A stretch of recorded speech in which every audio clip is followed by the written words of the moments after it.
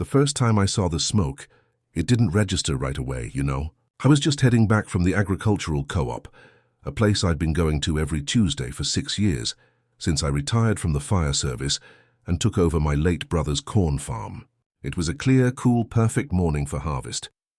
But as I turned the final bend down Granger Road and saw the top of my fields in the distance, a strange grey veil just hovered there above the stalks. At first, I thought maybe someone from the other side of the Oakcrest subdivision, where all those big HOA houses lined the southern edge of my property, was burning leaves, or maybe a brush pile. But it wasn't distant. It wasn't gentle. The closer I got, the more I knew something was wrong. The thick curling smoke was black, angry, and rising straight up in spiraling columns from the lower east corner of the field. I slammed the accelerator on my old Ford. My heart was thudding, begging to get out of my chest. My dog Copper, who usually loves these drives, had his head tucked low, whining. That should have been my second warning sign. By the time I reached the main gate, I could already feel the sting of the smoke in my throat.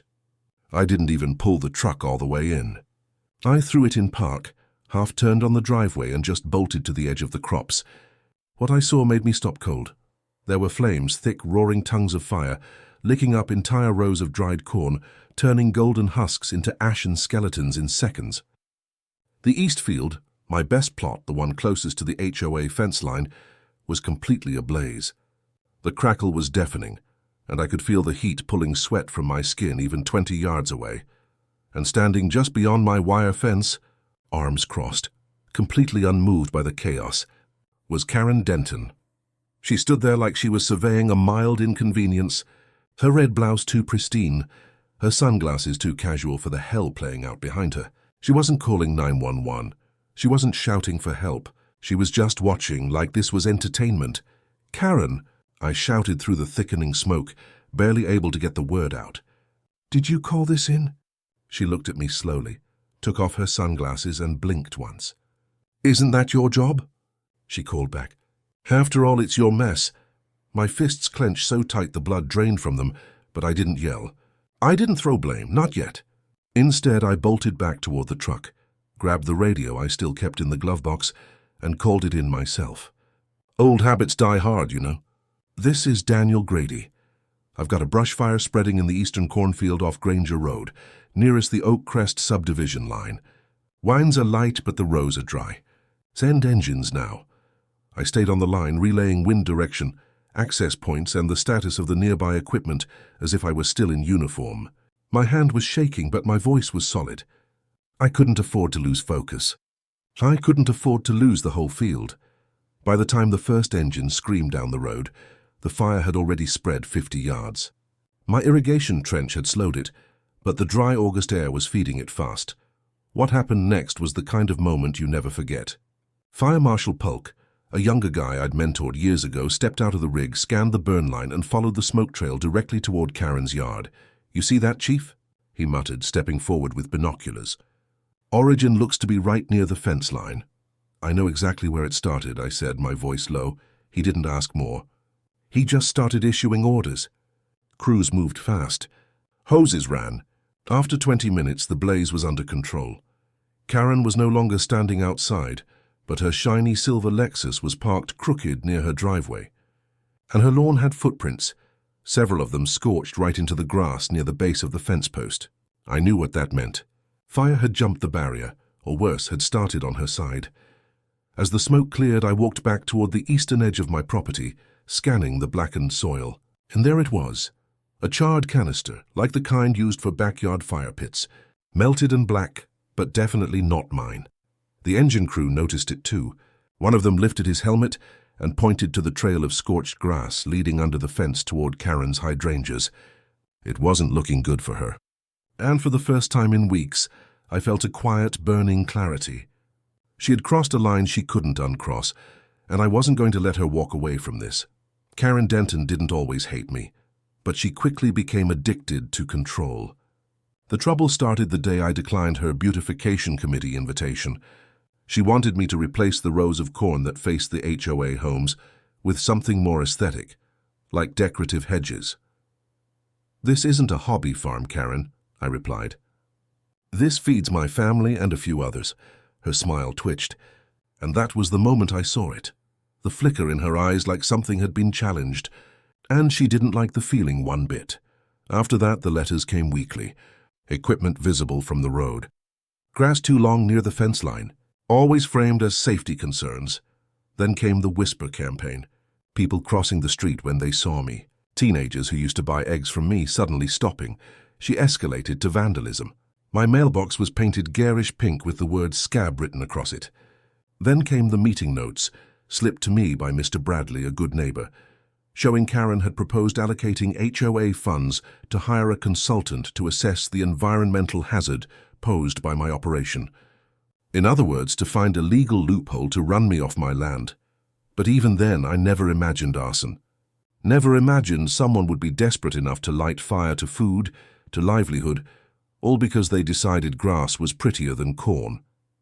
The morning after the fire, I walked the perimeter. The damage was targeted, precise. I crouched low, combing through the edge where green met black, where the truth always hides. Hands there it was, more melted canisters, backyard grade, and bits of red fabric. Melted but unmistakable. Karen's signature color. I stood and scanned the fence again.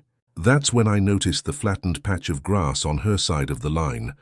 Someone had stood there for a long time.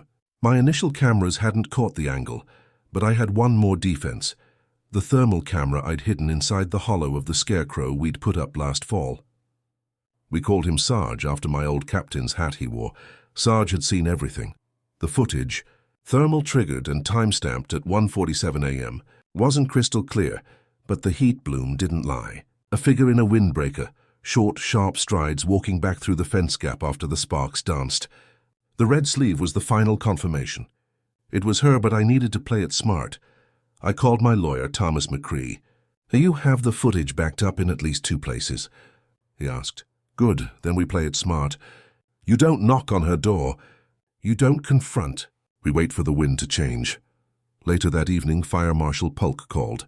The evidence, the canisters, the accelerants, the trail leading to her yard, all suggested criminal arson. The weight of knowing someone had tried to erase something I'd built with my own hands suddenly felt heavier than any hose line I'd ever dragged. It had rained earlier that afternoon, just enough to soften the soil. I didn't wake up until 2:31 a.m., jolted awake by Copper, who growled low, deep-chested, hackles raised. Not the noise that woke me, but the growl. I jumped out of bed and ran to the porch. The sky above the eastern edge glowed with that high, thick, angry light. I could smell the fuel. I called 911 first. Then I called Polk directly. "It started," I said. "You're going to want a full team." By the time the engines arrived, I was briefing them, pointing out the origin line and handing over the SD card from Sarge. "Footage," I said. "Thermal. You'll want it." I watched as Polk and his inspectors walked the edge of the burn line, stopping at the same spot I had, the scorched fence post, the melted canister, the trail leading straight to Karen's lawn. Then they knocked on her door at 3:15 a.m. She opened the door in a robe, red again, mascara streaked, looking half asleep. Polk showed her his badge and said something I couldn't hear. She immediately began shaking her head, pointing first at me, then at the field, gesturing wildly. One of the neighbors stepped out of their house, filming from a distance. Karen saw the camera and froze.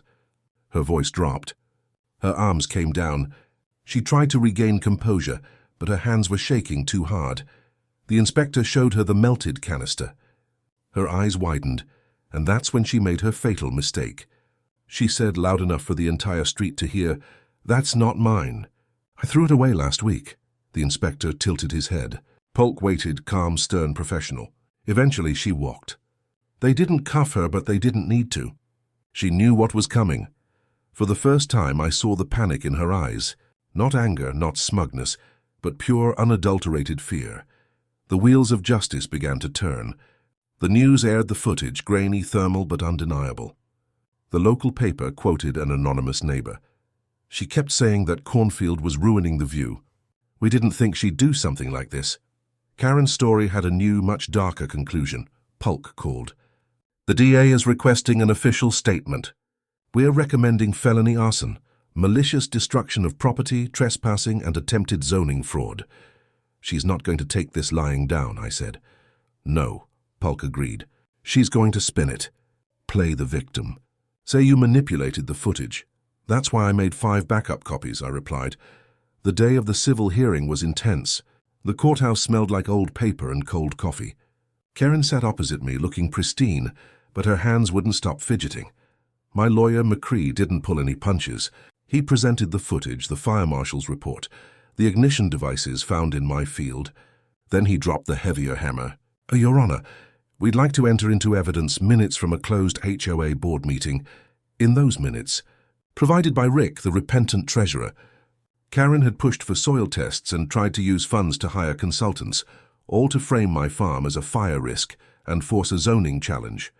Claire proved intent to harass long before the fire. Rick took the stand, visibly nervous but firm. She told the board last month that your sprinkler runoff was contaminating HOA soil.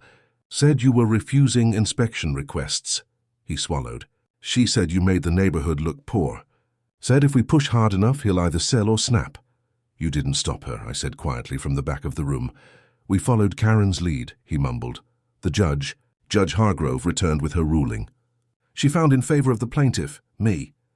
Karen and the HOA were ordered to pay $147,200 in damages and cease all enforcement actions. Later, the DA's office confirmed Karen had accepted a plea deal. She would serve time in prison, followed by probation. The fire marshal's report, combined with the clear HOA misconduct, had sealed her fate. The war she started over my cornfield had reached her doorstep with a vengeance. In the weeks that followed, the true damage began to show across Oak Crest. Karen's name was scrubbed from the HOA website. The county launched an audit of the HOA's finances, finding evidence of fund misappropriation and multiple fraudulent campaigns against residents. The entire board crumbled, but amid the collapse, something surprising happened. People started talking to me again. Apologies mostly. Rick, the treasurer, led a committee to propose a full HOA restructure. Term limits, financial audits, and transparency. And my scorched field. That spring, the corn went back in. I planted each row slowly, intentionally, like reciting an old prayer. The soil turned over without resistance. I didn't hire help this time. I didn't need to. Neighbors volunteered, Mr. Bradley raked. Julio helped spread compost. Even Dinah brought lemonade, though she mostly stood awkwardly and watched. No one mentioned Karen. No one needed to. Justice wasn't loud. Sometimes it's just a patch of black soil learning how to grow again without interference. On the last day of planting, I stood at the edge of the east plot. I had planted a new seed, one of peace. The land was alive again. Not just with corn, but with laughter, voices, families who came to visit. And I realized what my brother wrote in his journal was true. Keep the land whole. Even if you can't keep it safe. Whole matters more. I had won not just the lawsuit, but the right to breathe, to rebuild, and to remember that peace isn't silence enforced by rules or fear, but peace earned, grown, harvested. Karen torched my livelihood because she thought I was ugly. My fight brought the whole corrupt HOA system crashing down. Do you think I was right to pursue the criminal and civil charges to the very end? Or should I have just taken the money and let her disappear quietly? Let me know your thoughts on accountability versus quiet closure in the comments below.